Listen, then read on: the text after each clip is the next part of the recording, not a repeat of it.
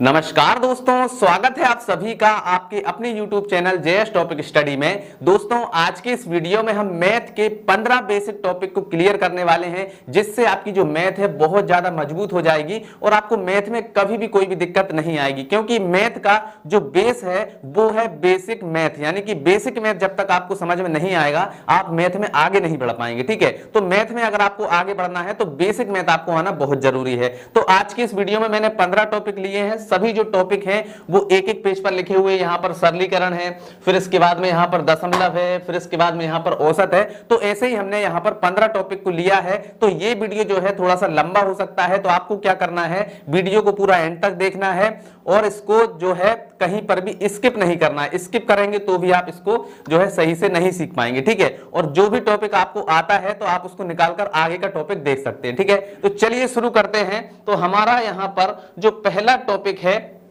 वो है सरलीकरण। सरलीकरण क्या होता है कि हमें इस तरह के सवाल दिए जाते हैं, हमें क्या करना होता है, इनको सरल करके इनका आंसर बताना होता है। ठीक है, मतलब कि एक सवाल हमें उलझाकर दे दिया जाता है, हमें उसे सुलझाकर सिंपल सा बना देना होता है। ठीक है, तो चलिए सरलीकरण के हमारे पास में 4 सवाल हैं, इन चारों को ही हम सीखने वाले हैं। ठीक है, तो चलिए सबसे पहले हमारे पास में सवाल क्या है, 60 भाग 5 गुणा 16 माइनस 8 भाग 2 और भाग 3 हमें दिया गया है। ठीक है, तो हम यहां पर लिख लेते हैं, क्या है देखिए 60, फिर इसके बाद में भाग 5, फिर गुणा, फिर कोष्टक है, कोष्टक के अंदर है 16 माइनस 8, फिर इसके बाद में है भाग 2, फिर इसके बाद में इसके कोष्टक के बाहर है भाग 3। ठीक है, तो जब भी आप इस तरह के सवाल करेंगे तो आपको एक बात का ध्यान रखना है कि आपको यहां पर किसी भी चिन्ह को पहले हल नहीं करना है। यहां पर एक क्रम है, यानी कि सबसे पहले आपको क्या करना है, कोष्टक के अंदर कोई संख्या है तो उसको 1 नंबर पे हल करना है।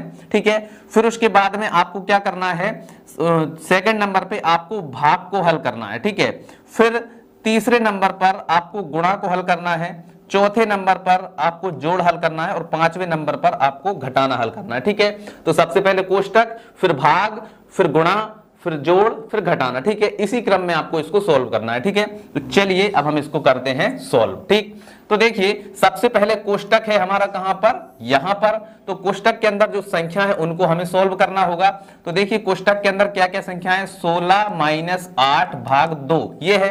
तो इसके अंदर भी पहले क्या होगा, भाग होगा। ठीक है, तो भाग को कर लेते हैं, यहां पर है 16 माइनस 8 में हम 2 का भाग लगाएंगे, कितनी बार जाएगा, 2 चौके 8, 4 बार। ठीक है, अब 16 में से 4 घटा देंगे, कितना बचेगा, 16 में से 4 घटा देंगे तो 12 बचेगा। ठीक है, तो इस कोष्टक को हल करने के बाद में कितना आया, 12 आया। तो हम यहां पर लिख देते हैं 12। ठीक है, और यहां पर क्या है, ये है भाग 3, और यहां पर इस तरफ क्या है, गुणा के 5, और यहां पर क्या है भाग, और ये हो गया हमारा 60। ठीक है, कोष्टक को हमने सोल्व कर दिया। अब फिर से हमें भाग करना है, तो भाग यहां पर भी है और भाग यहां पर भी है। ठीक है, तो अब देखिए 5 से हमें 60 में भाग लगाना है, तो कितनी बार जाएगा, 12 पंजे 60 यानी 12 बार जाएगा। तो ये हो गया हमारा 12। फिर यहाँ पर है गुणा, फिर यहाँ पर 12 में हमें 3 से भाग लगाना है, कितनी बार जाएगा, 3 चौके 12, तो यहाँ पर आएगा 4। अब हमें इन दोनों का गुणा कर देना है, तो क्या आ जाएगा, 12 चौके 48, तो ये आ गया हमारा 48, और यही क्या होगा, हमारा आंसर हो जाएगा। अगर आप इसको क्रम के अनुसार नहीं करते, मान लीजिए आप पहले गुणा कर देते या पहले ये वाला भाग कर देते, तो आपका जो सवाल है वो गलत हो जाता। लेकिन आपने क्या किया है, बिल्कुल क्रम के अनुसार किया है, तो आपका जो आंसर है बिल्कुल राइट आंसर आया है। ठीक है, चलिए दूसरे सवाल को करते हैं। इसको मैं यहां से साफ कर देता हूं।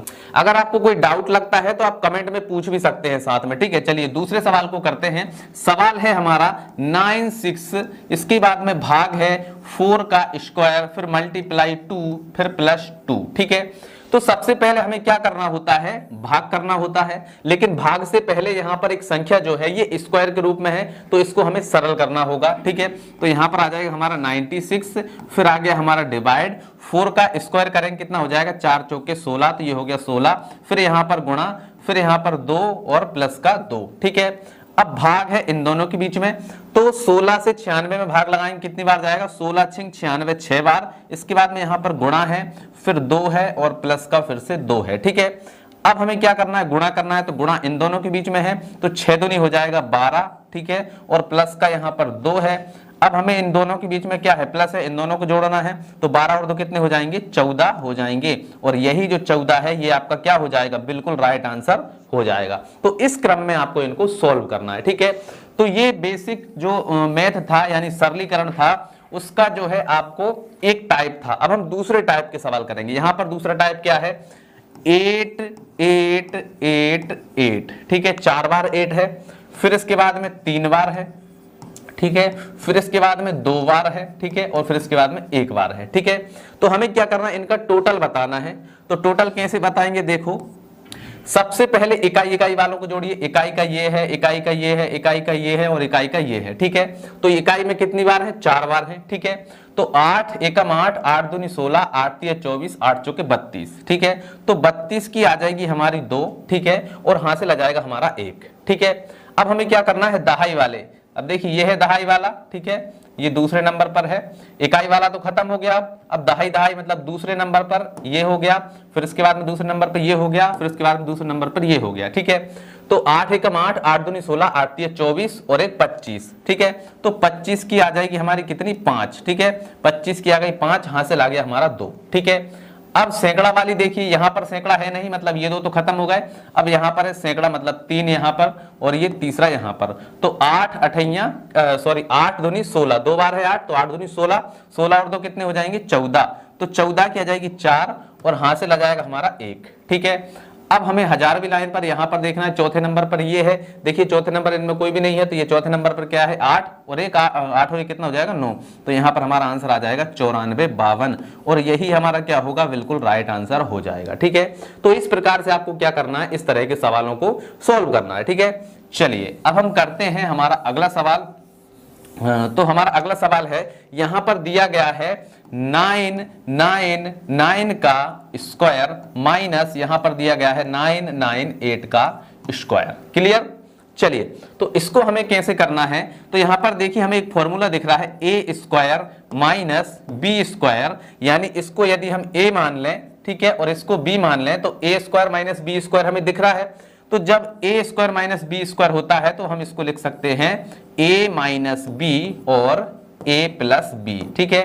तो चलिए अब हम इसमें इसको अप्लाई कर देते हैं। तो ये ए है हमारा, तो 999 माइनस, ठीक है, ए माइनस बी मतलब ये हो जाएगा 998, ठीक है। फिर इसके बाद में यहां पर ए प्लस बी, ठीक है। अब इन दोनों को जोड़ना है, तो 999, ठीक है, इसके बाद में प्लस 998, ठीक। चलिए तो 999 में से 998 चले जाएंगे तो कितना बचेगा, 1 बचेगा, ठीक है। अब 1 बचा, यहां पर इनको जोड़िए तो 9 और 8 कितने हो जाएंगे, 8 और 8 16 और 1 17, तो 17 की आ जाएगी 7 हासिल 1, ठीक है। फिर इसके बाद में 10 और 9 19, तो 19 की आ जाएगी 9 हमारी आ जाएगी हासिल 1, ठीक है। फिर 10 और 9 कितने हो जाएंगे 19, तो ये आ जाएगा हमारा 19, ठीक है। तो अब देखिए 1997 और 1 का गुणा करेंगे तो हमारा आंसर क्या आ जाएगा, 1997 ही आंसर आ जाएगा और यही आपका क्या होगा, बिल्कुल राइट आंसर होगा, ठीक है। तो सरलीकरण में मैंने यहाँ पर 4 ही सवाल लिए थे जिनसे आपको इनका बेसिक जो है वो आपको समझ में आ गया होगा, ठीक है। चलिए अब हम बढ़ते हैं हमारे दूसरे कॉन्सेप्ट की ओर, जो है दशमलव भिन्न, ठीक है। दशमलव भिन्न होता क्या है, सबसे पहले तो ये समझना पड़ेगा कि दशमलव भिन्न आखिर होता क्या है। तो दशमलव भिन्न वो होता है, जैसे सबसे पहले तो आपने देखा है भिन्न क्या होता है, तो p बटे क्यू के रूप में जो संख्या हो उसको हम क्या बोलते हैं, भिन्न बोलते हैं। जैसे 2/5 हो गया, 3/4 हो गया, ये क्या है, भिन्न है। लेकिन दशमलव भिन्न क्या होती है, दशमलव भिन्न वो होती है जिसका हर जो है वो 10 हो या 10 का गुणांक हो, ठीक है, 10 हो या 10 का गुणांक हो। जैसे कि 7/10 है, यहां पर 10 का गुणांक क्या है, 10 धाम 100, मतलब ये भी 10 का गुणांक है। यहां पर 4/1000 है, मतलब ये भी 10 का गुणांक है।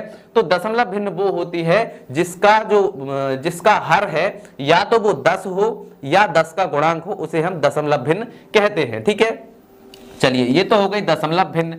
अब हमें मान लीजिए 7/10 को दशमलव के रूप में लिखना है, तो कैसे लिखेंगे, तो उसके लिए आपको कुछ भी नहीं करना है। आपको सिंपली यहां पर कितनी जीरो है, 1 जीरो है, तो 1 अंक छोड़ के आपको दशमलव लगाना है। तो यहां पर 0.7 जो है ये आपका आंसर आ जाएगा। इसी प्रकार से यहाँ पर 3 है तो आप 3/100 को यदि आपको दशमलव के रूप में लिखना है, कैसे लिखेंगे?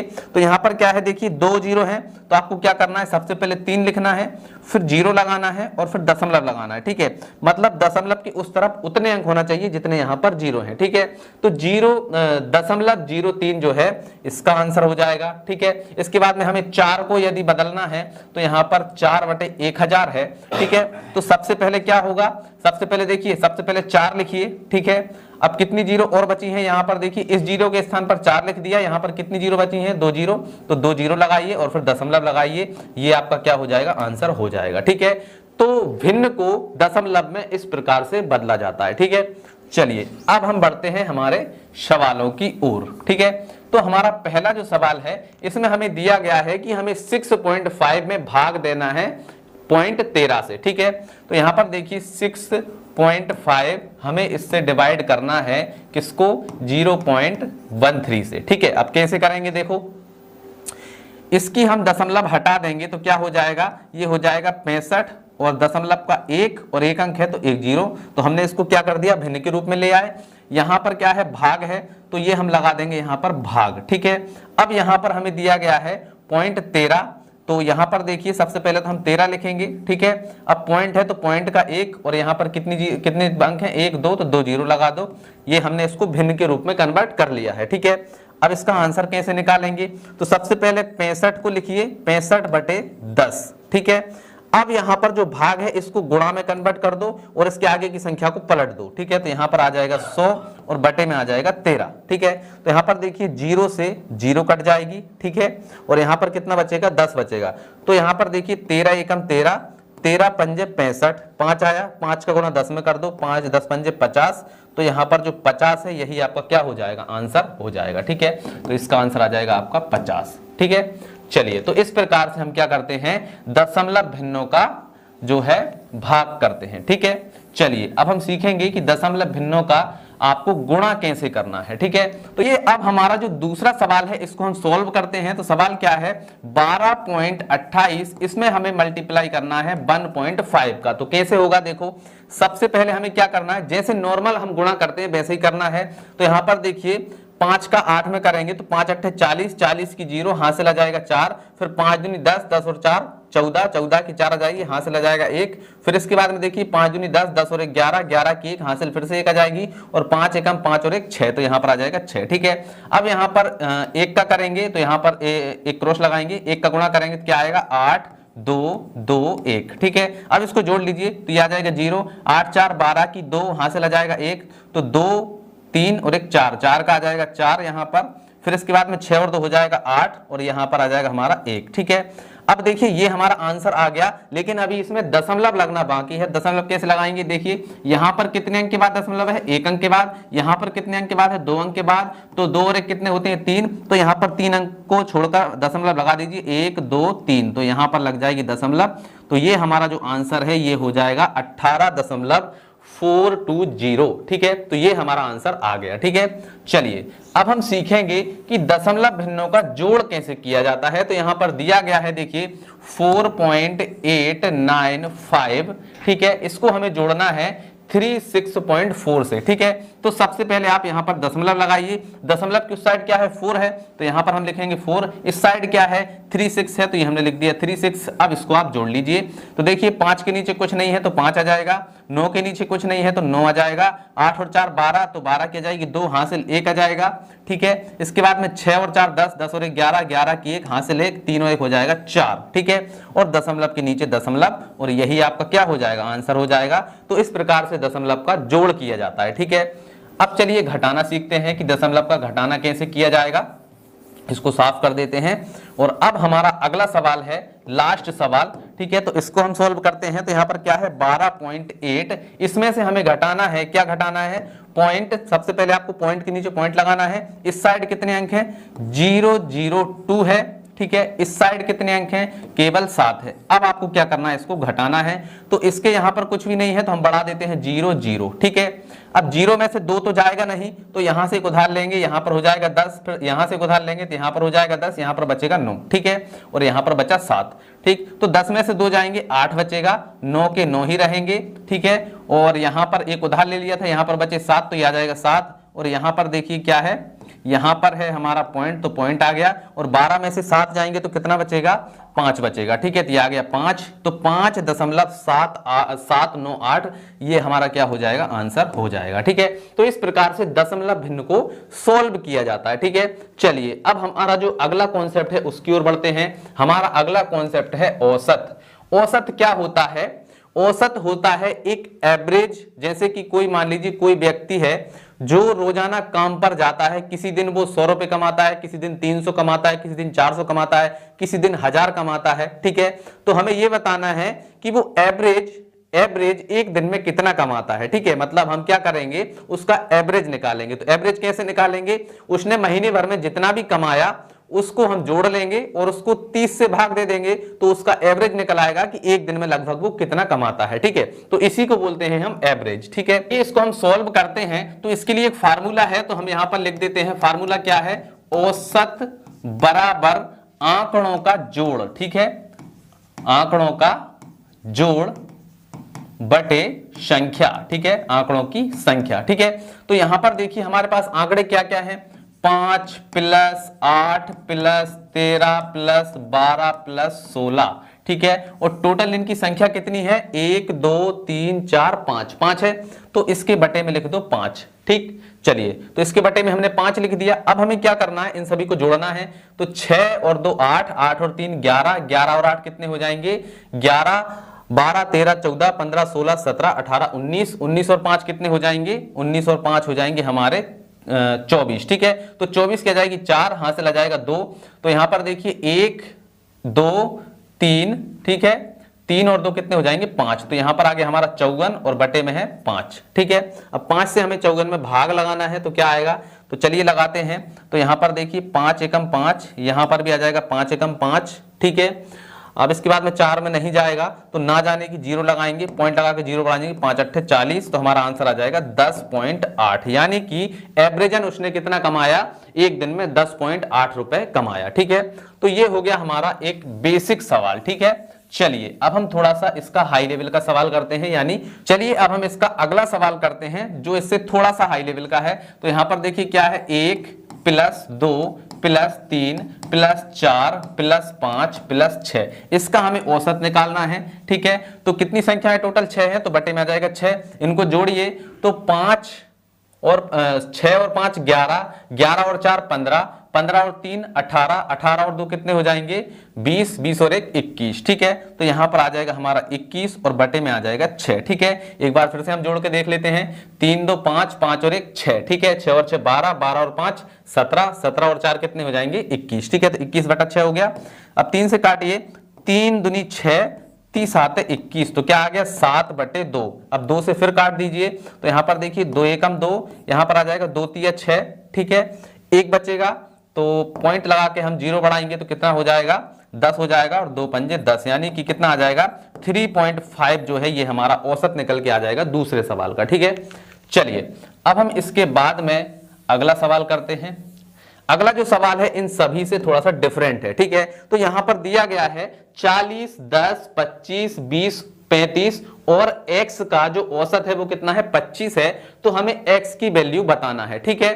तो चलिए यहां पर हम लिख लेते हैं, ये हो गया कितना 40 + 10 + 25 + 20 + 35, ठीक है। और इसके साथ में क्या है x भी है।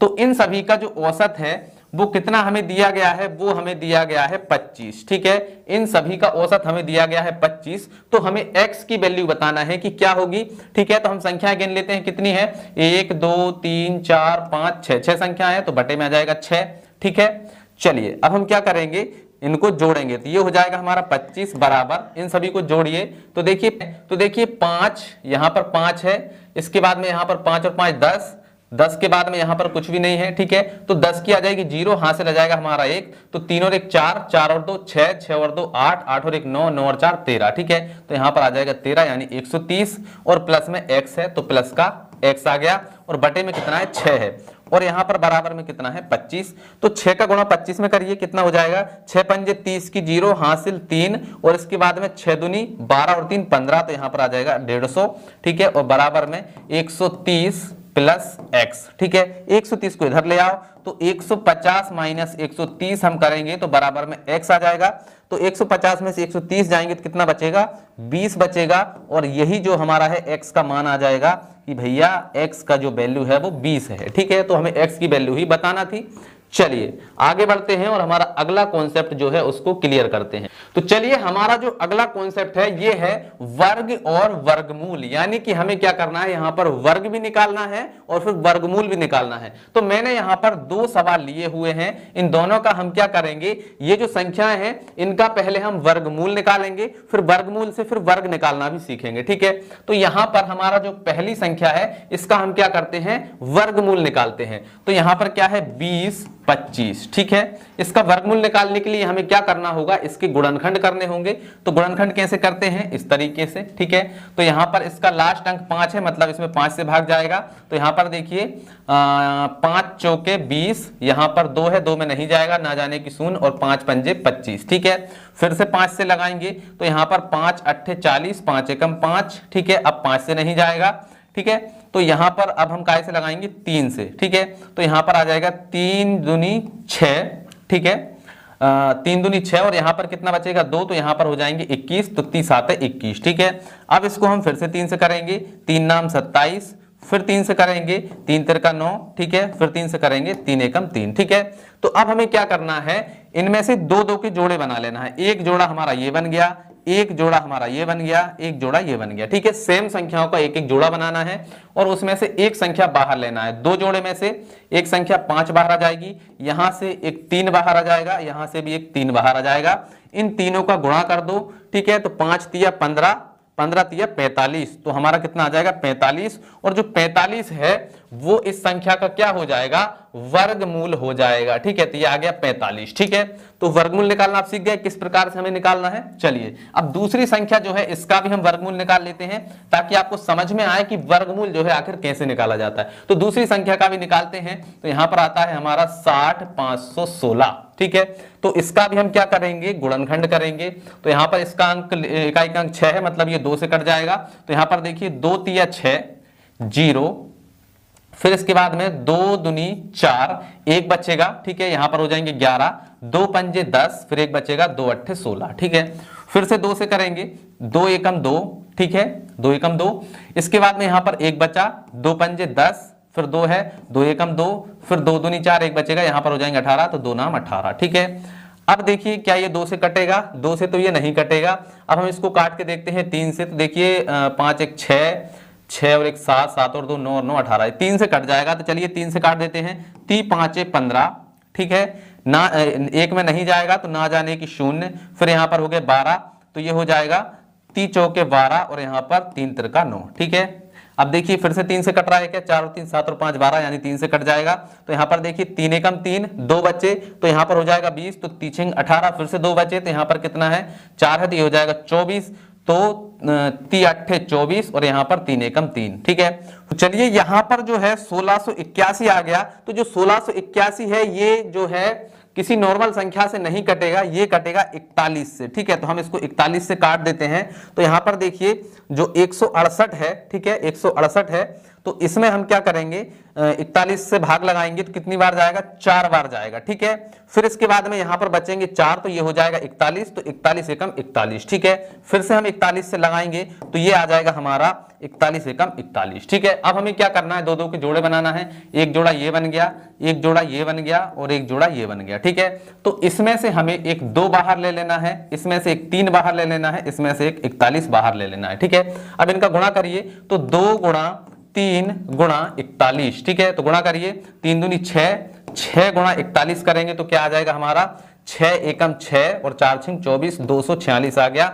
और इसका जो वर्गमूल है वो कितना है 246 है। ठीक है, तो ये हमारा हमने सबसे पहले क्या सीख लिया कि भैया वर्गमूल कैसे निकाला जाता है। ठीक है, अब हम सीखेंगे कि वर्ग कैसे निकाला जाता है। ठीक है, तो अभी आपको समझ में आ जाएगा। अगर आपको ये समझ में आ गया तो अब आपको वर्ग भी समझ में आ जाएगा। ठीक है, वर्गमूल हम सीख चुके हैं, अब हम सीख रहे हैं क्या, वर्ग। ठीक है, तो वर्ग कैसे निकालते हैं, जैसे हमें कि 45 का वर्ग निकालना है। ठीक है, 45 का वर्ग। ठीक, तो वर्ग का मतलब है कि हमें इस संख्या को 2 बार लिखकर गुणा कर लेना है। ठीक है, तो यहां पर 45 गुणा 45 हम करेंगे तो इसका जो है वर्ग आ जाएगा। ठीक है, तो 5 पंजे 25 की आ जाएगी 5, हासिल आ जाएगा 2, 5 चौके 20, 20 और 2 22। ठीक है, इसके बाद में हमें यहां पर 4 से करना है, 4 पंजे 20 की 0, हासिल 2, इसके बाद में 4 चौके 16, 16 और 2 कितने हो जाएंगे 18, तो ये हो गया 18। इसको जोड़ लो तो ये हो जाएगा हमारा 5। ठीक है, ये हमारा हो जाएगा 2, 8 और 2 10 की 0 और हासिल 1, तो यहां पर कितना हो जाएगा देखिए 1 और 1 2,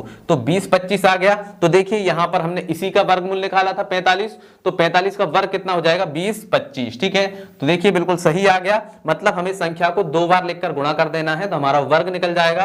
ठीक है, चलिए अब इसी प्रकार हम जो है 246 का भी वर्ग निकाल के देख लेते हैं। तो ये हो गया 246, इसका हम वर्ग निकालेंगे तो 246 गुणा 246, तो चलिए गुणा करते हैं। 6 6 36 की 6, हासिल 3, 6 चौको 24, 25 26 27, 27 की 7, हासिल आ जाएगा 2, फिर इसके बाद में 6 दूनी 12 और 2 14, तो यहाँ पर आ जाएगा 14। ठीक है, अब 4 से करेंगे हम यहाँ पर, तो 4 6 24, 24 की 4, हासिल 2। ठीक है, फिर इसके बाद में 4 चौको 16, 16 और 2 कितने हो जाएंगे 18, 18 की 8, हासिल आ जाएगा हमारा 1। ठीक है, फिर इसके बाद में 4 दूनी 8 और 1 9, तो यहाँ पर आएगा 984। फिर इसके बाद में हमें 2 से करना है, 2 6 12 की 2, हासिल 1। ठीक है, फिर इसके बाद में 2 चौक के 8, 8 और 1 कितना हो जाएगा 9। ठीक है, फिर 2 का 2 में करेंगे 2 दूनी 4, तो ये आ गया हमारा 4। अब सभी को जोड़ लीजिए तो ये हो जाएगा हमारा 6, 7 4 11 की 1, हासिल आ जाएगी 1। ठीक है, इसके बाद में देखिए 4 और 1 5, 5 और 8 कितने हो जाएंगे 13, 13 और 2 कितने हो जाएंगे 14, 15, तो 15 की 5, हासिल 1। ठीक है, तो यहां पर हमारी हासिल आ गया 1, तो 9 और 9 18, 19 और 1 20, तो 20 की आ जाएगी 0, हासिल आ जाएगा हमारा यहाँ पर कितना 1। ठीक है, हासिल आ जाएगा हमारा 2, तो 4 और 2 कितने हो जाएंगे 6, तो यहाँ पर देखिए 60 516, 60 516 देखिए हमारा यहाँ पर आ गया है। मतलब हम वर्ग कैसे निकालते हैं, संख्या को 2 बार लिखकर गुणा कर देना है, वर्ग निकल आएगा, और गुणनखंड विधि से हमें इनका क्या करना है वर्गमूल निकाल लेना है। ठीक है, तो चलिए आप यहाँ पर वर्ग और वर्गमूल दोनों चीजें सीख चुके हैं। अब हमारा जो अगला कॉन्सेप्ट है जिसमें हम सीखेंगे घन और घनमूल। ठीक है, तो ये जो है हमारा अगला कॉन्सेप्ट है घन और घनमूल। ठीक है, तो यहां पर भी मैंने 2 सवाल लिए हुए हैं, इनका हम क्या करेंगे, सबसे पहले घनमूल निकालेंगे, फिर घनमूल से इनका घन निकालेंगे। ठीक है, चलिए तो यहां पर देखिए 40 और 96 का हमें निकालना है, क्या निकालना है, घनमूल निकालना है। ठीक है, तो कैसे निकलेगा, सबसे पहले संख्या को लिख लेंगे, क्या है 40 96। ठीक है, तो इसके हम क्या करेंगे गुणनखंड करेंगे, जैसा हम पिछले सवाल में किए थे। ठीक है, 2 से करेंगे सबसे पहले, 2 दूनी 4 0 और यहाँ पर 9 है। ठीक है, तो 2 चौके 8, 1 बचेगा, 2 अट्ठे हो जाएगा 16। ठीक है, फिर से 2 से करते हैं, 2 एकम 2 0, इसके बाद में 2 दूनी 4, 2 चौके 8। ठीक है, फिर 2 से करते हैं, 2 पंजे 10, इसके बाद में 2 एकम 2, 2 दूनी 4, फिर 2 से करते हैं तो यहाँ पर आ जाएगा 2 दूनी 4, इसके बाद में 1 बचेगा, 2 पंजे 10, फिर 1 बचेगा, 2 6 12, फिर से 2 से करेंगे हम तो यहाँ पर आ जाएगा 2 एकम 2, 2 दूनी 4। ठीक है, 1 बचेगा, 2 अट्ठे 16। ठीक है, फिर से 2 से करेंगे तो यहाँ पर क्या है 12, तो 2 6 12 और 2 चौके 8। ठीक है, फिर से 2 से करेंगे तो यहाँ पर आ जाएगा हमारा 2 तिया 6। ठीक है, इसके बाद में 2 दूनी 4। ठीक, 32 आ गया। अब यहाँ पर 32 का हम कैसे करेंगे 2 से, तो 2 एकम 2, क्या बचेगा 1 बचेगा, 2 6 12, फिर 2 से करेंगे तो यहाँ पर कितना है 16 है, तो 2 अट्ठे 16 हो जाएगा। फिर 2 से करेंगे तो यहाँ पर 2 चौके 8 हो जाएगा, फिर 2 से करेंगे 2 दूनी 4 और फिर 2 से करेंगे तो 2 एकम 2। ठीक है, तो अब हमें यहाँ पर क्या करना है, वर्गमूल में हम क्या करते थे 2-2 संख्याओं के जोड़े बनाते थे, घनमूल में हम क्या करेंगे 3-3 संख्याओं के जोड़े बनाएंगे। ठीक है, तो 3 संख्याओं का एक जोड़ा, फिर से 3 संख्याओं का एक जोड़ा। ठीक है, और फिर यहां से हमारा एक जो 2 है इसको हम यहीं पर लिख लेते हैं। ठीक है, ये हो गया। तो यहां पर 3 संख्याओं का एक जोड़ा और फिर 3 संख्याओं का एक जोड़ा। ठीक है, तो टोटल हमारे पास कितने जोड़े हो रहे हैं, 1 2 3 4, मतलब 2 हमें कितनी बार मिलेगा, 1 2 यहां से मिलेगा, 1 2 यहां से मिलेगा, एक यहां से और एक यहां से, मतलब 2 कितनी बार है, 4 बार। ठीक है, तो हम करेंगे 2 गुणा 2 गुणा 2 और गुणा 2, 4 बार लिखकर गुणा कर लेंगे।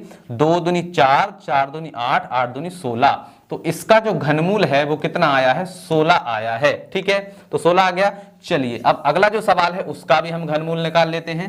ठीक है, चलिए तो ये जो संख्या है इसका घनमूल कैसे निकलेगा, सबसे पहले लिख लेते हैं 58 32। ठीक है, तो यहां पर हम क्या करेंगे, इसके गुणनखंड कर देंगे। ठीक है, तो गुणनखंड कैसे करेंगे, सबसे पहले 2 से भाग लगाइए, 2 दूनी 4, 1 बचेगा, यहां पर है यहां पर बचेगा 18, तो 2 नाम 18। ठीक है, यहां पर 3 है तो 2 एकम 2, 1 बचेगा, 2 छंग 12। ठीक है, फिर से 2 से लगा देंगे, 2 एकम 2, यहां पर 9 है तो 2 चौके 8, 1 बचेगा, यहां पर हो जाएंगे 11, तो 2 पंजे 10, फिर 1 बचेगा तो यहां पर हो जाएंगे 16, तो 2 अट्ठे 16। ठीक है, फिर 2 से करेंगे, 2 सत्ते 14, यहां पर 5 है तो 2 दूनी 4, 1 बचेगा, 2 नाम 18। ठीक है, अब यहां पर देखिए क्या ये 2 से कटेगा, नहीं कटेगा, 3 से काट के देखते हैं। तो यहां पर देखिए 3 दूनी 6, 1 बचेगा। ठीक है, तो यहां पर हो जाएंगे 12, 3 चौके 12। ठीक है, फिर यहां पर 9 है तो 3 तिरका 9। ठीक है, फिर से 3 से काट देते हैं, 3 अट्ठे 24। ठीक है, और 3 एकम 3। ठीक, चलिए अब यहां पर हम फिर से 3 से काटते हैं, तो यहां पर आ जाएगा हमारा 3 दूनी 6।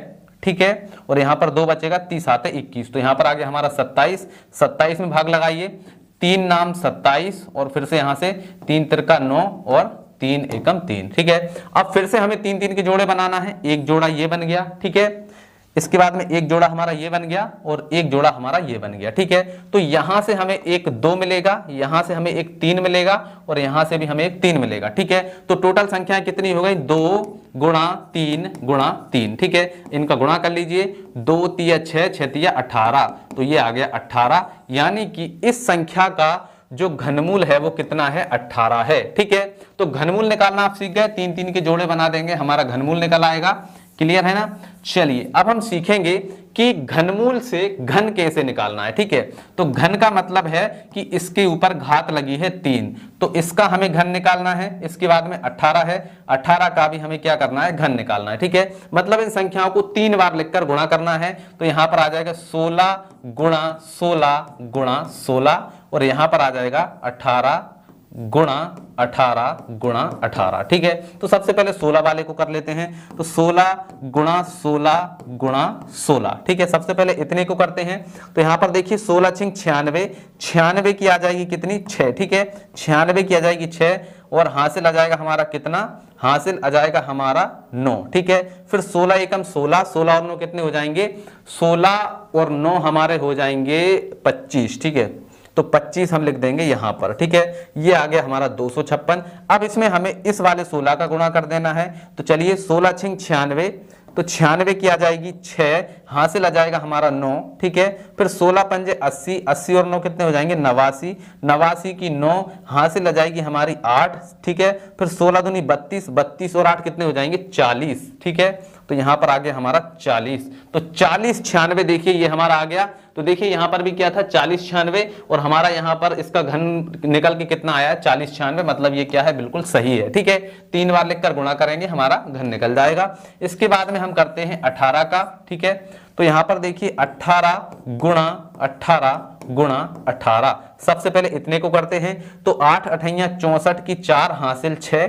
ठीक है, फिर इसके बाद में 8 एकम 8 और 6 14, तो यहां पर आ जाएगा 144, फिर 1 से करेंगे तो यहां पर आ जाएगा 18, इसको जोड़िए 4 8 4 12 की 2 हासिल 1, यहां पर हो जाएगा 3, तो 324। ठीक है, अब यहां पर 324 में हमें इस वाले 18 का गुणा करना है, तो कर दीजिए, ये हो जाएगा 18, 18 चौके कितने हो जाएंगे, चलिए ऐसे ही कर लेते हैं, 8 चौके 32 की 2 हासिल आ जाएगी 3। ठीक है, फिर 8 दूनी 16, 16 और 3 कितने हो जाएंगे 16, 17 18 19, तो 19 की 9 हासिल हमारा कितना आ जाएगा 1 आ जाएगा। ठीक है, फिर इसके बाद में 8 तिया 24 और 1 25, तो ये आ गया हमारा 25। ठीक है, इसके बाद में हमें यहाँ से 1 का करना है, तो यहाँ पर आ जाएगा हमारा 324। अब इसको जोड़ लीजिए, तो देखिए क्या आएगा, यहाँ पर 2 है तो 2 आ जाएगा, 9 और 4 13, 13 की 3 हासिल आ जाएगा 1। ठीक है, तो यहाँ पर देखिए 5 और 1 6, 6 और 2 8, तो यहां पर आ जाएगा हमारा 8। ठीक है, इसके बाद में देखिए 3 और 2 कितने हैं 5, तो ये आ गया 5। देखिए 58 32, 58 32, तो ये हमारा क्या हो गया, इसका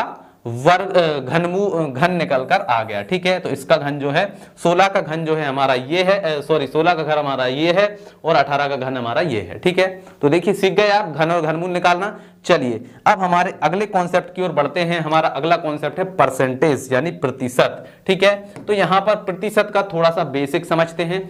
प्रतिशत मतलब होता है प्रत्येक 100 पर। ठीक है, यानी प्रतिशत जो है इसका चिन्ह होता है ये और इसका मतलब होता है 1/100। ठीक है, जब भी हम इस चिन्ह को हटाएंगे उसकी जगह पर हम 1/100 लिखेंगे। ठीक है, तो ये होता है प्रतिशत का मतलब। ठीक है, चलिए अब हम डायरेक्ट सवाल को करते हैं। तो यहां पर दिया गया है 80 का 20%। तो यहां पर आप क्या करेंगे, सबसे पहले लिखेंगे 80 का के स्थान पर आपको कर देना है गुणा। ठीक है, इसके बाद में 20 है तो यहां पर लिख दो आप 20। इसके बाद में परसेंटेज है तो परसेंटेज को आपको हटाना है। परसेंटेज हटाने के बाद में क्या लिखना है, 1/100 लिख देना है। ठीक है, तो यहां पर देखिए एक जीरो से एक जीरो, दूसरी जीरो से दूसरी जीरो, क्या बचा 8 और 2 बचा। तो 8 गुणा 2 कर दो, कितने हो जाएंगे 8 दूनी 16। तो इसका आंसर आ जाएगा 80 का 20% कितना होगा, 16 होगा। ठीक है, चलिए तो पहला सवाल हमने क्लियर कर दिया। अब दूसरा सवाल देखते हैं। 80 का 60% का 7/8 हमें बताना है। ठीक है, तो सबसे पहले देखिए 80 का लिखा है, का के स्थान पर गुणा। ठीक है, फिर 60% लिखा है तो यहां पर लिखिए 60। ठीक है, परसेंट का मतलब क्या होता है 1/100 तो गुणा, परसेंट का मतलब है 1/100 तो हमने लिख दिया 1/100। ठीक है, फिर का है तो फिर से गुणा लगा दो तो ये हो गया गुणा। फिर इसके बाद में क्या है 7/8 तो यहां पर लिख दो 7/8। ठीक, ये हो गया। अब इसको सॉल्व कर लेना है। तो देखिए 2 जीरो से दोनों जीरो चली जाएंगी, ये वाली जीरो और ये वाली जीरो। ठीक है, 2 जीरो से 2 जीरो कट गई। अब इसके बाद में देखिए यहां पर क्या है 8, तो 8 से ये 8 भी काट दो। अब कितना बचा 6 और 7 बचा, तो 6 और 7 का गुणा कर दो, कितना हो जाएगा 6 7 42। तो जो 42 है वो इसका आंसर आ गया। ठीक है, तो ये देखिए कितना सिंपल है, 42 इसका आंसर आ गया। चलिए अब हम करेंगे अगला सवाल। यहां पर दिया गया है 25% बराबर होगा। 25% किसके बराबर होगा, तो देखिए अभी निकाल लेते हैं 25 और परसेंट का मतलब क्या है 1/100, तो इसमें गुणा कर देते हैं 1/100 का। ठीक है, तो यहां पर चलिए करिए। तो यहां पर देखिए 5 से काटेंगे तो 5 पंजे 25 और यहां पर 20 पंजे 120 बार। ठीक है, फिर 5 से काटते हैं 5 एकम 5 और यहां पर 5 चौके 20, तो इसका आंसर आ जाएगा 1/4। तो 25% जो बराबर होगा वो काय के बराबर होगा 1/4 के। ठीक है, देखिए कितना सिंपल है। चलिए और आगे बढ़ते हैं। अब हमारा एक और सवाल है, 4/5 जो है वो बराबर होगा किसके बराबर होगा, तो देखिए 4/5 जो है वो किसके बराबर होगा, तो इसमें हम 100 का गुणा कर देंगे और बता देंगे कि ये किसके बराबर होगा। ठीक है, तो 100 का गुणा 4 में करेंगे कितना हो जाएगा 400/5। ठीक है, 5 का भाग लगाइए, 5 एकम 5, 5 अट्ठे 40 और 0, तो कितना हो गया 80 और इसमें लगा दो परसेंट, तो 80% के बराबर होगा 4/5। ठीक है, तो इसका आंसर आ गया हमारा 80%। ठीक है, इसके बाद में 25% का 25% क्या होगा, तो देखिए इसको हम निकालते हैं बहुत ही सिंपल तरीके से। तो देखिए सबसे पहले क्या है 25% है, मतलब हमें यहां पर 100 से भाग लगाना है, मतलब 1/100। ठीक है, फिर से यहां पर क्या है हमें गुणा लगाना है, फिर से क्या है 25 और परसेंट का मतलब क्या है 1/100। ठीक है, फिर से यहां पर क्या है 25। ठीक है, और इसका परसेंट का मतलब क्या है 1/100। ठीक है, तो ये हमारा 25% हो गया, ये 25% हो गया और ये 25% हो गया। ठीक है, तो इसको काट लीजिए, 25 एकम 25, 25 चौके 100, कितना आ गया 1/4। फिर गुणा है तो ये गुणा लगा दिया। यहां पर क्या है 25 एकम 25, 25 चौको 100, तो यहां पर क्या आ गया 1/4 आ गया। ठीक है, फिर से गुणा करिए, यहां पर 25 से काटिए, 25 एकम 25, 25 चौके 100, तो फिर से आ गया हमारा 1/4। ठीक है, अब सभी का गुणा कर लीजिए, इसका गुणा इसमें, इसका गुणा इसमें, तो क्या हो जाएगा, ऊपर तो एक ही रहेगा, 4 चौके 16, 16 चौके 64, तो 1/64 जो है ये आपका क्या हो जाएगा, आंसर निकल कर आ जाएगा। ठीक है, तो परसेंटेज के कुछ बेसिक सवाल हमने यहां पर किए, तो आप समझ गए होंगे कि परसेंटेज को कैसे करना है। ठीक है, चलिए अगले कॉन्सेप्ट की ओर बढ़ते हैं। अगला कॉन्सेप्ट है हमारा लाभ और हानि।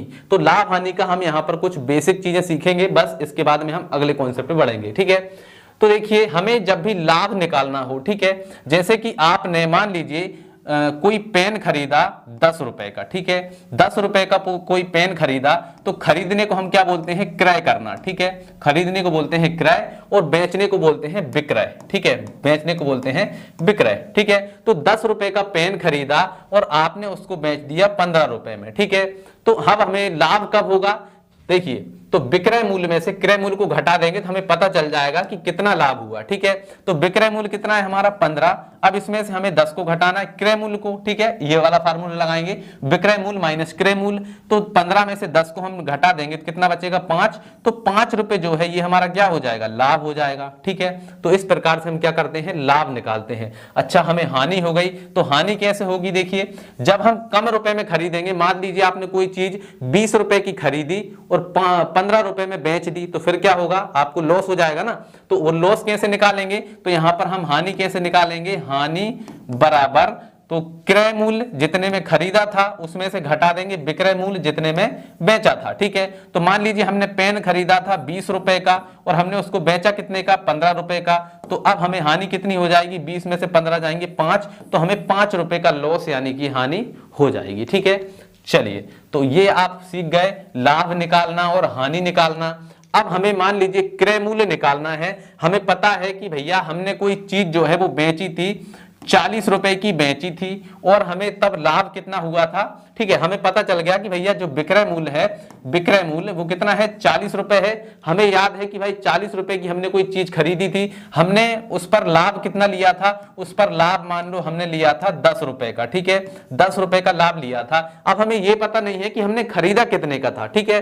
तो खरीदा कितने का था उसको निकालने के लिए क्रय मूल्य, क्रय मूल्य को हम क्या बोलते हैं, जितने में हम खरीदते हैं, ठीक है, क्रय मूल्य बराबर, अब हमें इसमें से क्या घटाना है, देखिए विक्रय मूल्य जो है, विक्रय मूल्य, इसमें से हमें क्या घटा देना है, लाभ को, जो हमें लाभ हुआ था। तो विक्रय मूल्य कितना है 40, 40 में हमने क्या किया था, उसको बेचा था और हमें लाभ कितना हुआ था 10 रुपए का, तो ये हो गया 10, ठीक है। अब हमें ये बताना है कि जो क्रय मूल्य है मतलब खरीदा कितने का था, तो 40 में से 10 घटा दो, कितने बचे 30, 30 रुपए का हमने खरीदा था, उसको 40 में बेच दिया था, तो हमें 10 रुपए का लाभ हो गया था, ठीक है। तो ये हो गया हमारा यहाँ पर जो है क्रय मूल्य हम कैसे निकालते हैं, ये भी आप सीख गए। इसके बाद में आता है हमारा कि भैया जब हमें हानि हुई हो तब हमें वहां पर क्रय मूल्य कैसे निकालना है। तो यहां पर देखिए क्रय मूल्य बराबर विक्रय मूल्य प्लस हानि, ठीक है। अगर हमें हानि हुई है, मान लीजिए हमने कोई चीज 55 रुपए की कोई चीज हमने खरीदी थी, 55 रुपए की कोई चीज खरीदी थी, तो ये क्या हो गया हमारा, 55 रुपए की कोई चीज हमने बेची थी, तो ये क्या हो गया हमारा विक्रय मूल्य, और हमें उसमें 10 रुपए की क्या हो गई थी, हानि हो गई थी। तो हमें ये बताना है कि हमने उसको खरीदा कितने में था, ठीक है। तो विक्रय मूल्य यहां पर लिखिए 55 प्लस हानि कितनी थी 10 रुपए, तो ये हो गया 10, ठीक है। अब इससे हमें पता चल जाएगा कि हमने उसको खरीदा कितने में था, ठीक है। तो यहाँ पर 55 और 10 कितने हो जाएंगे, यहाँ पर हो जाएंगे हमारे 65, ठीक है। तो यहाँ पर हम लिख देंगे इसको 65, मतलब हमने खरीदा था उसको कितने में, 65 रुपए में खरीदा था और हमने बेचा उसको 55 में, तो हमें 10 रुपए की हानि हो गई, ठीक है। इसके बाद में आता है लाभ प्रतिशत। तो लाभ प्रतिशत हम कैसे निकालते हैं ये भी हम सीख लेते हैं, ठीक है। तो जैसे कि आपका लाभ हुआ है 10 रुपए का, आपको क्या हुआ है, लाभ हुआ है, ठीक है। आपने कोई चीज बेची तो 10 रुपए का आपको लाभ हुआ, ठीक है। और क्रय मूल्य जो है आपने खरीदा कितने का था, आपने खरीदा था उसको 50 रुपए में, कोई भी चीज को आपने जो है 50 रुपए का खरीदा था और 10 रुपए आपको लाभ हुआ था। तो आपको बताना है कि जो लाभ का परसेंटेज है वो कितना है, ठीक है।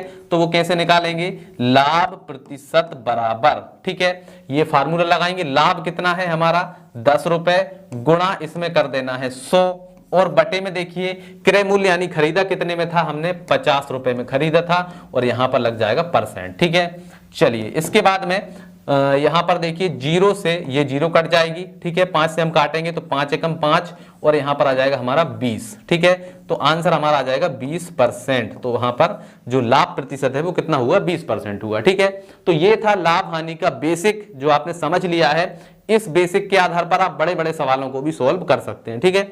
चलिए आगे बढ़ते हैं। अगला है हमारा समय और दूरी। तो समय और दूरी के लिए जब भी आपको समय और दूरी निकालना हो तो वहां पर ये वाला फार्मूला काम आता है। चाल बराबर दूरी बटे समय। इसी से हम सारे सवालों को सॉल्व करते हैं। ठीक है, तो हमने कुछ सवाल यहां पर लिखे हुए हैं। तो सवाल देखिए, 20 मीटर प्रति सेकंड को किलोमीटर प्रति घंटा में बताओ। ठीक है, तो इसके लिए एक फार्मूला है। जैसे कि देखिए, हमें मान लीजिए कोई संख्या है जैसे कि 25 किलोमीटर प्रति घंटा। ठीक है, इसको यदि हमें मीटर प्रति सेकंड में बदलना है, मीटर प्रति सेकंड में बदलना है, तो हम क्या करेंगे, इसमें ये जो 25 किलोमीटर है इसमें हम 5/18 का गुणा कर देंगे। ठीक है, वहीं अगर हमें इसका उल्टा करना है, कोई संख्या हमें मीटर प्रति सेकंड में दी गई है, तो हम उसे किलोमीटर प्रति घंटा में कैसे बदलेंगे, तो उसके लिए हम क्या करेंगे, उसके लिए हम 18/5 का गुणा करेंगे यहां पर जो भी संख्या होगी उसमें। ठीक है, तो जब भी हमें देखिए, जब भी हमें बड़ी संख्या को मतलब बड़ी इकाई को छोटी इकाई में बदलना है तो 5/18 का गुणा करेंगे। ठीक है, जब भी हमें छोटी इकाई से बड़ी इकाई बनाना है तो हम 18/5 का गुणा करेंगे, मतलब इसका उल्टा कर देंगे। ठीक है, चलिए अब देखिए हमारा सवाल, पहला सवाल है 20 मीटर प्रति सेकंड को किलोमीटर प्रति घंटा में हमें बताना है। ठीक है, तो ये हो गया हमारा 20 मीटर प्रति सेकंड। ठीक है, इसको हमें बनाना है काय में, किलोमीटर प्रति घंटा में। ठीक है, तो क्या करेंगे, मैंने आपको बताया था कि जब छोटी इकाई को बड़ी इकाई में बनाना है तो हम क्या करेंगे, 18/5 का गुणा करेंगे, तो ये हो जाएगा हमारा 20 और इसमें गुणा कर देंगे हम 18/5 का। ठीक है, तो चलिए अब 5 से हम 20 को काटते हैं, तो 5 एकम 5, 5 चौके 20, तो यहां पर कितना आ जाएगा, 18 चौके 18 और 4 का हम गुणा कर देंगे, कितना हो जाएगा, 18 एकम 18, 18 दूनी 36, 18 54, 18 चौके 72, तो यहां पर आ जाएगा 72 किलोमीटर प्रति घंटा। ठीक है, 20 मीटर प्रति सेकंड को हम लिख सकते हैं 72 किलोमीटर प्रति घंटा। ठीक है, तो ये आप समझ गए, इसका आंसर क्या आ गया, 72 किलोमीटर प्रति घंटा। ठीक है, चलिए अब इसके बाद में दूसरा जो सवाल है इसको हम करते हैं। अब यहां पर दिया गया है 36 किलोमीटर प्रति घंटा, 36 किलोमीटर प्रति घंटा, इसको हमें बताना है मीटर प्रति सेकंड में। तो मीटर प्रति सेकंड में क्या हो जाएगा, मीटर प्रति सेकंड में बताना है। तो अब देखिए हमें बड़ी इकाई से छोटी इकाई में जाना है। ठीक है, किलोमीटर बड़ा होता है, मीटर छोटा होता है, तो किलोमीटर से हमें मीटर में जाना है। तो क्या करेंगे, यहां पर मान लीजिए 36 है, तो इसमें अब हम क्या करेंगे, अब हम 5/18 का गुणा करेंगे। पहले हमने क्या किया था, 18/5 का किया था, अब हम क्या करेंगे 5/18 का। तो यहां पर देखिए 18 एकम 18, 18 दूनी 36। ठीक है, 5 और 2 का गुणा कर देंगे, कितना हो जाएगा 10, तो यहां पर आ जाएगा हमारा 10 मीटर प्रति सेकंड। तो ये देखिए हमारा आंसर आ गया कि भैया 36 किलोमीटर प्रति घंटा को मीटर प्रति सेकंड में हम क्या लिखेंगे, 10 मीटर प्रति सेकंड। तो देखिए कितना सिंपल तरीके से हमने इसको सॉल्व कर लिया। चलिए कुछ और सवाल लिखे थे मैंने जो हम सॉल्व करेंगे। तो देखिए यहां पर दिया गया है, एक बस 90 किलोमीटर प्रति घंटा से जा रही है, 20 सेकंड में वह कितनी दूर जाएगी। ठीक है, तो चलिए इसको हम सॉल्व कर लेते हैं। तो हमारा यहां पर फार्मूला क्या था, चाल बराबर दूरी बटे समय। क्या था, चाल बराबर दूरी बटे समय। तो चाल हमें दी गई है कितनी, 90 किलोमीटर, तो हम यहां पर लिखेंगे चाल बराबर 90 किलोमीटर प्रति हावर। ठीक है, इसके बाद में हमें यहां पर 20 सेकंड में कितनी दूर जाएगी, समय हमें दिया है कितना, समय हमें दिया है 20 सेकंड। ठीक है, तो समय हमें दिया है 20 सेकंड। अब हमें यह बताना है कि दूरी कितनी दूरी तय करेगी। तो दूरी हमें बताना है, तो दूरी बताने के लिए हम क्या करेंगे, इस समय का गुणा इधर कर दीजिए, तो क्या हो जाएगा, दूरी बराबर चाल गुणा समय। ठीक है, क्लियर है। चलिए तो अब हम इसको सॉल्व कैसे करेंगे, देखो सबसे पहले देखिए दूरी तो हमें निकालना है, चाल हमें कितनी दी गई है, 90 किलोमीटर प्रति घंटा। तो यहां पर हमें क्या समय दिया गया है सेकंड में, तो हमें भी इसको जो किलोमीटर में दिया गया है इसको भी हमें मीटर प्रति सेकंड में बदलना होगा, क्योंकि समय हमें सेकंड में दिया है। ठीक है, तो बड़ी इकाई को छोटी इकाई में बदलने के लिए हम क्या करते हैं, 5/18 का गुणा करते हैं, तो यहां पर आ जाएगा 5/18। ठीक है, इसके बाद में इसमें गुणा समय, समय कितना है 20 है, तो ये हो गया 20। ठीक है, तो अब हम इसको करेंगे, तो यहां पर देखिए 18 एकम 18, 18 पंजे 90। ठीक है, ये गुणा करेंगे कितना हो जाएगा 25, फिर इसके बाद में गुणा यहां पर कितना है 20, इन दोनों का गुणा करिए तो 25 दूनी कितना हो जाएगा 50। ठीक है, और यहां पर 0 है तो 0 आ जाएगी, यहां पर आगे हमारा कितना 500, ठीक है। तो ये क्या आ जाएगा 500 मीटर, क्योंकि हमने सभी को क्या कर लिया था, मीटर प्रति सेकंड में बदल लिया था, तो ये आ गया हमारा 500 मीटर। मतलब जो ट्रेन है, जो गाड़ी है, ठीक है, जो बस है, वो कितनी दूर जाएगी, 20 सेकंड में कितनी दूर जाएगी, 500 मीटर जाएगी, ठीक है। तो इसका आंसर आ गया भैया हमारा 500 मीटर, ठीक। चलिए अब इसके बाद में हमें एक और सवाल दिया गया है, एक व्यक्ति 20 किलोमीटर प्रति घंटे की चाल से जा रहा है तो 400 मीटर कितने समय में जाएगा। अब हमें यहां पर समय निकालना है, ठीक है। तो चलिए यहां पर अब हम समय कैसे निकालेंगे, तो यहां पर इस सब को मिटा देते हैं और हमारा अगला जो सवाल है इसको अब हम क्या करेंगे, सोल्व करेंगे, ठीक है। चलिए तो इसको हम यहां से साफ कर देते हैं। देखो अब हमें यहां पर जो चाल है, देखिए एक व्यक्ति 20 किलोमीटर प्रति घंटा की चाल से जा रहा है तो चाल कितनी है, 20 किलोमीटर पर हावर, ठीक है। समय हमें क्या करना है, निकालना है, ठीक है। हमें दूरी दी गई है कितनी, दूरी हमें दी गई है कितनी, 400 मीटर, ठीक है। अब हमें निकालना है समय, ठीक है। तो समय जो है, समय को हम यहां ले आते हैं, चाल को नीचे ले जाते हैं, तो हमारा कितना आ जाएगा, समय बराबर दूरी बटे चाल, ठीक है। चलिए यहां पर जो जो हमें दिया हुआ है इसको हम इस फार्मूले में रखते हैं। तो हमें दूरी कितनी दी गई है, 400, ठीक है। तो ये हमने लिख दिया 400, ठीक है। इसके बाद में यहां पर चाल कितनी है, चाल हमें दी गई है 20 किलोमीटर पर हावर, तो यहां पर हो जाएगा 20, ठीक है। और इसमें हमें क्या करना है, 5/18 का गुणा करना है, ठीक है। तो 5/18 का हम इसमें गुणा कर देंगे, ठीक है। तो जो 20 है वो जो है हमारा कायम बदल जाएगा, मीटर प्रति सेकंड में बदल जाएगा, ठीक है। जो किलोमीटर था, किलोमीटर पर हावर, उसको हमने मीटर प्रति सेकंड में चेंज कर दिया, ठीक है। तो अब जो समय आएगा वो हमारा आएगा सेकंड में, ठीक है। तो चलिए अब हम इसको काट देते हैं। तो यहां पर देखिए सबसे पहले हम इसको 2 से काटेंगे, तो 2 ही धाम के 20 और 2 नाम के 18, ठीक है। अब यहां पर 10 और 5 का गुणा कर देते हैं तो कितना आ जाएगा, यहां पर ऊपर तो हमारा है 400 और बटे में कितना है, 10 पंजे 50, 50/9, ठीक है। तो अब हम क्या करते हैं, 9 का गुणा ऊपर कर देते हैं, तो यहां पर आ जाएगा हमारा 400 गुणा 9 और बटे में आ जाएगा 50, ठीक है।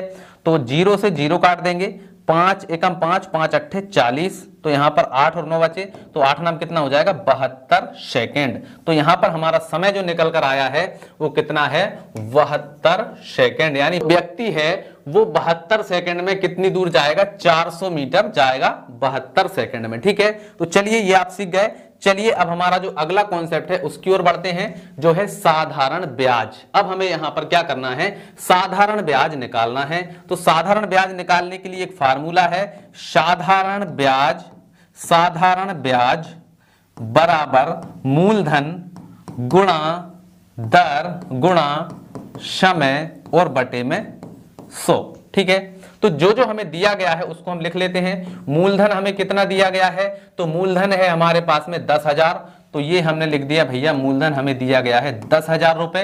फिर इसके बाद में दर कितनी है, जो परसेंटेज में होती है वो होती है दर, तो दर हमें दी गई है 5% की। इसके बाद में समय हमें दिया गया है कितना, 2 वर्ष का, ठीक है। समय हमें दिया गया है 2 वर्ष का। इस फार्मूले में सभी को रख दीजिए। मूलधन कितना है 10,000, तो ये हमने रख दिया 10,000 गुणा इसके बाद में दर कितनी है 5 गुणा समय कितना है 2 वर्ष और बटे में हमारा कितना है 100, ठीक है। तो 2 जीरो से 2 जीरो काट दो, ठीक है। अब कितना बचा, 100, 5 और 2, तो चलिए इनका गुणा कर देते हैं। 5 दूनी 10, 10 और 100 का गुणा करेंगे कितना हो जाएगा, 1000, ठीक है। तो ये 1000 जो है हमारा क्या आ गया, ब्याज निकल करके आ गया, ठीक है। देखिए कितना सिंपल था, हमने इसको फार्मूले में रखा और आंसर डायरेक्ट हमारा निकल के आ गया। चलिए एक सवाल और कर लेते हैं इसी का। एक सवाल और है कि 6000 रुपए का 2% की दर से 10 माह का साधारण ब्याज क्या होगा, ठीक है। अब यहां पर क्या है, हमें माह में, समय जो है वो हमें माह में दिया गया है, तो इसको हल करने का तरीका जो है थोड़ा सा चेंज होता है। तो यहां पर देखिए साधारण ब्याज बराबर मूलधन गुणा दर गुणा समय, ठीक है। तो यहां पर ये हमने लिख दिया और बटे में आ जाएगा हमारा 100, ठीक है। तो मूलधन कितना दिया है उसको लिख लो। मूलधन हमारा है यहां पर 6000, तो ये हो गया 6000। दर कितनी है हमारी, दर है हमारी 2%, ठीक है। इसके बाद में समय हमारा कितना है, समय हमारा है 10 माह, ठीक है। लेकिन इस फार्मूले में जब भी हम समय रखते हैं तो वो वर्ष में रखते हैं, तो वर्ष में हमें इस माह को वर्ष में चेंज करना पड़ेगा। तो जब भी हम समय को वर्ष में चेंज करते हैं तो उसमें क्या करते हैं, 12 का भाग लगा देते हैं, क्योंकि एक वर्ष में क्या होता है, एक वर्ष में 12 महीने होते हैं। तो हमने इसमें 12 से भाग लगा दिया। अब इसको हम काट देते हैं। तो देखिए 2 पंजे 10 और 2 इछिंग 12, तो हमारा आ गया 5/6 वर्ष। ठीक है, 5/6 वर्ष हमारा समय हो गया। चलिए, तो मूलधन कितना है, 6000, तो ये हमने लिख दिया 6000, गुणा दर कितनी है हमारी 2%, तो ये आ गया 2। समय हमारा कितना है 5/6 वर्ष, तो ये आ गया हमारा 5/6, और बटे में यहां पर कितना है 100 है, तो ये आ गया 100। ठीक है, अब देखो यहां पर 2 जीरो से 2 जीरो काट देंगे। ठीक है, अब यहां पर कितना बचा 60, तो 6 से काटेंगे, 6 एकम 6, यहां पर 6 एकम 6 और 0, तो 10 आ गया। अब इसको गुणा करिए, 5 दूनी 10 और 10 धाम कितना हो जाएगा 100, तो यहां पर आ जाएगा हमारा 100 रुपए। जो ब्याज है हमारा वो निकल कर आया है, 10 माह का ब्याज हमारा आया है 100 रुपए। ठीक है, चलिए, तो यहां पर हम सीख चुके हैं कि साधारण ब्याज जो है वो कैसे निकाला जाता है। चलिए अब हम सीखेंगे कि चक्रवृद्धि ब्याज कैसे निकाला जाता है। तो चक्रवृद्धि ब्याज का हमें यहां पर सवाल दिया गया है कि भैया 10,000 रुपए का 5% की दर से 3 वर्ष का चक्रवृद्धि ब्याज क्या होगा। ठीक है, तो यहां पर चक्रवृद्धि ब्याज का फार्मूला मैं लिख देता हूं, CI बराबर P, इसके बाद में होता है हमारा 1 + R/100, इसके बाद में इस पे घात लगी होती है N और माइनस P। ठीक है, ये हमारा फार्मूला होता है चक्रवृद्धि ब्याज निकालने का। ठीक है, अब हम कैसे निकालेंगे भैया चक्रवृद्धि ब्याज, तो यहां पर देखो P का मतलब होता है मूलधन, यानी हमारा मूलधन कितना है 10,000। ठीक है, इसके बाद में CI मतलब होता है चक्रवृद्धि ब्याज, और इसके बाद में दर जो है वो हमारी होती है R बराबर हो जाएगी हमारी कितना 5। ठीक है, और इसके बाद में हमारा समय जो है वो होता है N। ठीक है, तो समय जो है वो कितना है 3 है, तो ये हमने लिख दिया 3। अब हमें इन सभी को इस फार्मूले में रख के आंसर निकाल लेना है। तो CI बराबर, ठीक है, P कितना है हमारा 10,000, तो ये हमने लिख दिया 10,000। ठीक है, इसके अंदर क्या है 1 + R कितना है हमारा, R है हमारा 5/100। ठीक है, और इसके बाद में इसकी पावर कितनी है, मतलब जो N है वो कितना है 3 है, और माइनस P, यहां पर अभी हम P रहने देते हैं। ठीक है, बराबर यहां पर देखिए ये तो हो गया हमारा 10,000, इसका गुणा करते हैं, देखिए 100 एकम 100 और 5 कितने हो जाएंगे 105/100। ठीक है, इस पे घात लगी हुई है 3, तो इसमें इसको हम 3 बार लिख लेते हैं 105 बटे, अभी इसको हम थोड़ा सा सरल कर लेते हैं पहले। ठीक है, तो यहां पर आ जाएगा हमारा 105/100, इस पे घात लगी है 3 और माइनस का P। ठीक है, अब इसको हम काट सकते हैं, देखिए 5 दूनी 10, ठीक है, और 0, फिर 5 से काटेंगे, 5 दूनी 10 और 5 एकम 5। ठीक है, तो अब हमारा आ गया यहाँ पर 10,000, इसके बाद में यहां पर कितना है 21/20 गुणा 3 घात है 3 बार लिख लेते हैं 21/20 गुणा 21/20 और माइनस P।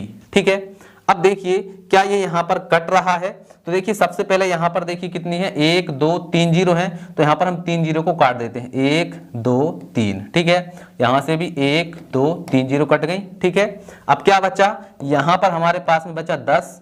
ठीक है, और इसके बाद में क्या है यहां पर देखिए 21 गुणा 21। ठीक है, 21 गुणा 21 गुणा 21, और बटे में कितना है 2 दूनी 4 4 दूनी 8, तो यहां पर आ गया हमारा 8 और माइनस का P। ठीक है, इसको थोड़ा सा ऊपर सरका लेते हैं।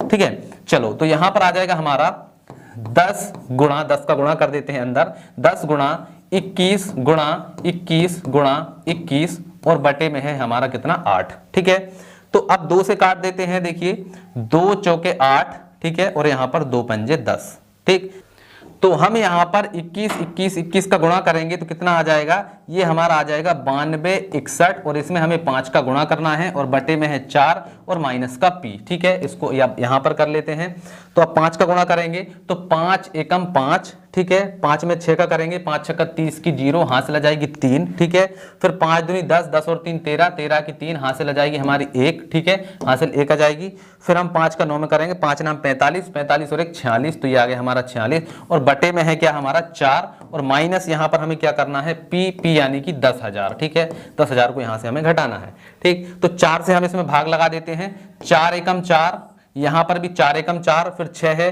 तो 4 एकम 4 कितने बचेंगे 2, तो यहां पर हो जाएंगे 23, ठीक है।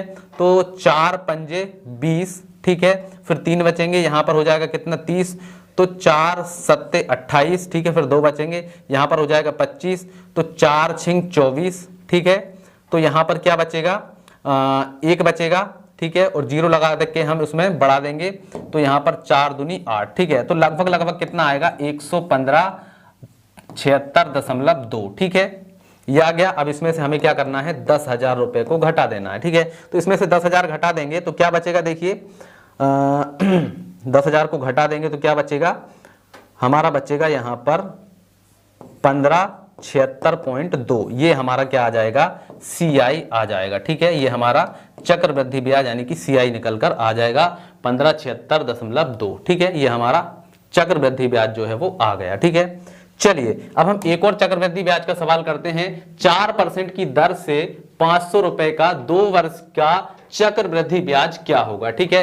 तो यहां पर देखो भैया, हम सबसे पहले फार्मूला लिख देते हैं CI बराबर P, इसके बाद में है 1 + R/100, इसके ऊपर घात लगी है n की और माइनस का P, ठीक है। तो यहां पर सबसे पहले P बराबर हमें क्या दिया गया है, P बराबर मूलधन है हमारा 500 रुपए, ठीक है। इसके बाद में दर कितनी है, हमारी दर है 4%, तो R आ गया हमारा 4, ठीक है। इसके बाद में जो समय है यानी कि n हमारा कितना है 2 है, ठीक है। अब इन सभी मानों को इसमें रख देते हैं, तो CI बराबर कितना हो जाएगा P मतलब 500 रुपए मूलधन, ठीक है। इसके बाद में हमारा 1 + R कितना है, R है हमारा 4, तो ये हो गया 4 और बटे में आ जाएगा यहां पर 100, ठीक है। इसके ऊपर घात लगी है n मतलब कि 2, ठीक है, और माइनस का P, ठीक है। चलिए यहां पर है हमारा 500, यहां पर कर लेते हैं, देखिए 100 एकम 100 और 4 कितना हो जाएगा 104/100 और इसके ऊपर घात लगी है 2 और माइनस का P, ठीक है। अब इसको और सॉल्व करते हैं, ये हो गया 500। अब इसको हम सॉल्व करेंगे, 2 से काटेंगे तो देखिए 2 पंजे 10 और 0, यहां पर हम काटेंगे तो 2 पंजे 10 और 2 दूनी 4, ठीक है। तो 52/50 आ गया, ठीक है। तो हम लिख देते हैं यहां पर 52/50 और इसकी घात 2 है और माइनस का P, ठीक है। अब यहां पर हो गया हमारा 500। अब इसको हम 2 बार लिख लेते हैं, 52/50 गुणा 52/50 और ये हो गया माइनस का P, ठीक है। इसको थोड़ा सा और ऊपर कर लेते हैं। अब देखो यहां पर तो है 500, ठीक है। अब देखिए यहां पर हम इनको काट सकते हैं, देखो यहां पर 1 0 से ये 2 0 से ये वाली 2 0 कट जाएंगी, ठीक है। और एक 5 से ये वाला 5 भी कट जाएगा, ठीक है। चलिए तो अब यहां पर क्या बचा, यहां पर बचा हमारा 52 ये वाला 5, ठीक है। और 52 एक और बार 52 है तो 52 गुणा 52/5 ये हमारा यहां पर बचा और माइनस का P, ठीक है। अब 52 और 52 का हमें गुणा करना है तो क्या करेंगे, देखो कर लेते हैं यहां पर 52 × 52, 2 दूनी यहां पर आ जाएगा 2 दूनी 4 और 2 पंजे 10, ठीक है। इसके बाद में 5 से करते हैं, 5 दूनी 10 की 0 हासिल 1 और यहां पर 5 पंजे 25 और 1 26, तो ये आ गया 26। ये है हमारा 4 और 0 का 0, 6 और 1 हो जाएगा 7 और ये 2 27/04, ठीक है। 27/04 इसमें हमें भाग लगाना है 5 से और इसमें से P को घटाना है, मतलब 500 को घटाना है। तो चलिए 27/04 को हम 5 से काटते हैं तो 5 एकम 5, यहां पर देखिए 27 है तो यहां पर 5 पंजे 25, 2 बचेगा, यहां पर हो जाएंगे 20, तो 5 चौके 20, ठीक है, 20 आ जाएंगे। इसके बाद में है 4, तो 4 में नहीं जाएगा तो ना जाने की लगा देंगे 0, ठीक है। इसके बाद में हम पॉइंट लगा के 0 बढ़ाएंगे तो हो जाएगा 40, तो 5 अट्ठे 40, ठीक है। तो यहां पर आ जाएगा हमारा 540, ठीक है। इसको थोड़ा सा और ऊपर कर लेते हैं तो ये हमारा आ जाएगा यहां पर कितना 540.8। इसमें से हम घटाएंगे क्या P यानी कि 500 रुपए, यानी जो हमारा मूलधन था, ठीक है। तो यहां पर हम इसको घटाएंगे तो हमारा आंसर आ जाएगा 40.8 जो है हमारा आंसर, यानी कि CI बराबर आ जाएगा, ठीक है। तो इस प्रकार से जो है हम यहां पर निकालते हैं, ठीक है। चलिए इसको थोड़ा छोटा कर देते हैं ताकि आपको सारी चीजें समझ में आ जाएं, ठीक है। तो ये था हमारा सवाल, हमने इस प्रकार से इसको सॉल्व किया है। आपको बहुत ही अच्छे से समझ में आ गया होगा। चलिए अब हमारा जो अगला कॉन्सेप्ट है उसकी ओर बढ़ते हैं। अगला कॉन्सेप्ट है हमारा क्षेत्रफल। हमें क्षेत्रफल निकालना है। यहाँ पर आयत है, वर्ग है, फिर इसके बाद में यहाँ पर वृत्त भी है, ठीक है। तो हम सभी का यहाँ पर क्षेत्रफल निकालेंगे, ठीक है। तो आयत का क्षेत्रफल निकालने के लिए हमें क्या करना होता है? आयत का क्षेत्रफल का फार्मूला होता है, यहाँ पर मैं लिख देता हूं, आयत का क्षेत्रफल बराबर होता है लंबाई गुणा चौड़ाई, ठीक है। तो यहां पर देखिए लंबाई कितनी है, यहां पर 100 मीटर है, तो ये हमने लिख दिया 100 मीटर, गुणा चौड़ाई कितनी है हमारी 80 मीटर, तो यहां पर आ जाएगा हमारा 80, ठीक है। अब इनका हम गुणा करेंगे तो कितनी जीरो है, 2 जीरो और एक 3 जीरो, तो 1 2 3 जीरो हमने लगा दी, 8 एकम 8, तो यहां पर आ जाएगा 8, ठीक है। और यहां पर आ जाएगा मीटर का स्क्वायर, क्योंकि हमेशा जब भी क्षेत्रफल हम निकालते हैं तो वो वर्ग मीटर में होता है, ठीक है। तो हमने आयत का निकालना सीख लिया। अब यहां पर हमें वर्ग का क्षेत्रफल निकालना है, ठीक है। तो वर्ग का क्षेत्रफल निकालने का फार्मूला क्या है? वर्ग का क्षेत्रफल होता है भुजा का स्क्वायर, ठीक है। भुजा का स्क्वायर मतलब जो भुजा है उसी का वर्ग कर दो, ठीक है।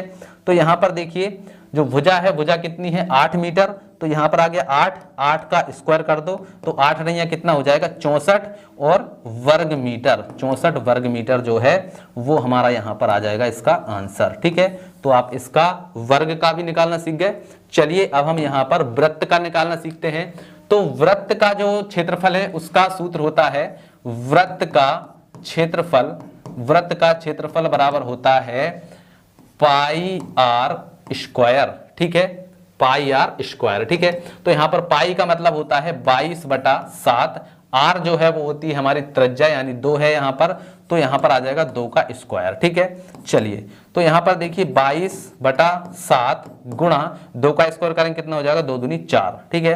तो अब आप इसका गुणा करिए तो 2 दूनी हो जाएगा 4 और 2 दूनी 4, 44/7 हो गया, 7 से भाग लगा दीजिए, 7 एकम 7, ठीक है। तो यहां पर हो जाएगा 7 चौके 28, 7 पन्ने 35, 7 छिंग 42, तो 7 छिंग 42, 2 बचेगा, ठीक है। 2 बचेगा तो पॉइंट लगा के 0 बढ़ा देंगे तो उसमें हमारा हो जाएगा कितना 20 हो जाएगा, तो 7 दूनी 14, ठीक है। तो फिर से हमारे कितने बचेंगे 6 बचेंगे, फिर से हम 0 बढ़ा देंगे तो वहां पर कितना हो जाएगा 7 छिंग 42, 7 7 49, 7 8 56, ठीक है। तो यह आ जाएगा हमारा लगभग 6.28 जो है वो हमारे इस वृत्त का क्या आ जाएगा क्षेत्रफल जो है निकल कर आ जाएगा, ठीक है। तो ये हमारा हो गया क्षेत्रफल। तो ये हमारा वृत्त का क्षेत्रफल निकल कर आ गया है, ठीक है। चलिए अब हम निकालना सीखेंगे आयतन, कि आयतन किस प्रकार से निकाला जाता है। तो यहां पर देखिए ये हमारा क्या है घन है, ठीक है, इसको हम बोलते हैं घन, हमें घन का आयतन निकालना है, और इसको हम बोलते हैं घनाभ, ये क्या है घनाभ है, घनाभ का आयतन निकालना है। इसके बाद में है यहां पर गोला, तो हमें गोला का भी यहां पर आयतन निकालना है, ठीक है। चलिए तो घन का जो आयतन है वो हम कैसे निकालते हैं? तो घन का आयतन जो है हम निकालते हैं घन का आयतन बराबर होता है भुजा का क्यूब, ठीक है। भुजा का हमें क्या करना है घन कर देना है, ठीक है। तो यहां पर भुजा क्या है 3 है, तो 3 के ऊपर 3 की घात लगा दो, 3 का गुणा कर दो, 3 गुणा 3 गुणा 3, तो 3 3 का 9, 9 3 27, तो इसका जो आयतन है वो कितना हो जाएगा 27, ठीक है। तो इसका आयतन आ गया हमारा 27, ठीक है। चलिए 27 सेंटीमीटर, ठीक है। चलिए अब इसके बाद में हम यहां पर घनाभ का निकालेंगे। तो घनाभ का आयतन कितना होता है, यहां पर तो आ गया हमारा 27, घनाभ के आयतन का सूत्र होता है घनाभ का आयतन, ठीक है। घनाभ का आयतन बराबर होता है लंबाई गुणा चौड़ाई गुणा ऊंचाई, ठीक है। तो यहां पर आ जाएगा लंबाई कितनी है हमारी 3, तो ये हो गया 3, गुणा चौड़ाई हमारी कितनी है यहां पर 2, तो ये हो गया 2, गुणा ऊंचाई हमारी कितनी है 2, तो ये हो गया 2, ठीक है। अब इनका गुणा कर लीजिए, 2 दूनी 4, 4 तिया 12, तो हमारा यहां पर आयतन आ गया 12 सेंटीमीटर, ठीक है। तो इसका आंसर आ जाएगा हमारा 12 सेंटीमीटर। इस प्रकार से हम क्या करते हैं आयतन निकालते हैं। अब हम गोला का आयतन निकालेंगे। तो यहां पर देखिए ये है हमारा गोला। अब गोला जो है यहां पर ये वृत्त नहीं है। वृत्त क्या होता है? वृत्त एक इस प्रकार का गोला होता है जो एक सतह होता है, जैसे हम कागज को काट के एक वृत्त बना सकते हैं, ठीक है।